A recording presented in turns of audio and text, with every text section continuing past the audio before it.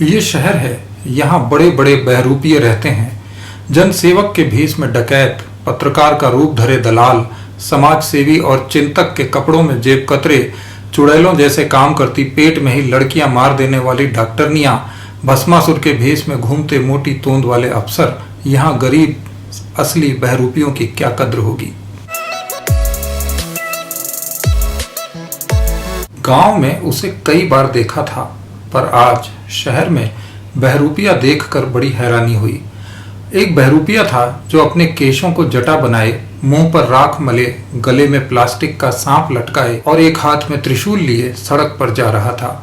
वो भगवान शंकर का रूप धरे हुए था, लेकिन उसके पैरों में पुरानी हवाई चप्पलें थीं, जिन्हें सटकाता हुआ वह सड़क पर चला जा रहा था। लोग साइकिल, स्कूटर और कारों से दफ्तर से घर लौट रहे थे।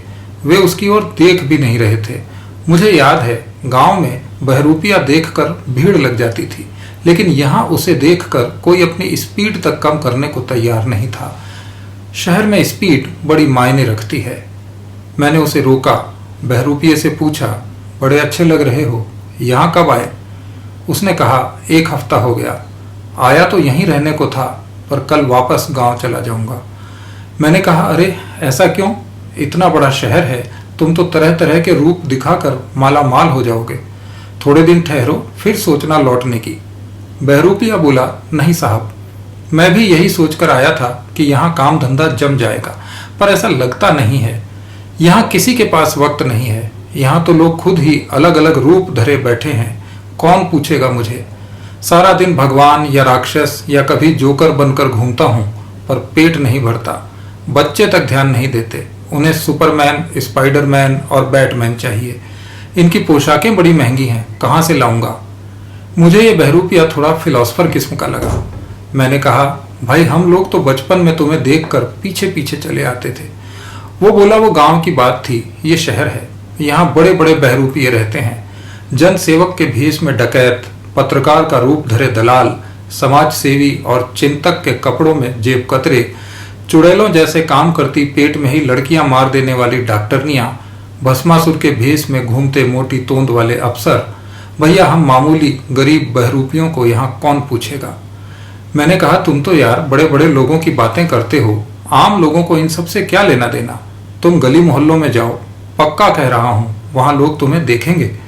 उसने कहा, छोड़िए साहब, मैंने वहाँ जाकर भी देख लिया।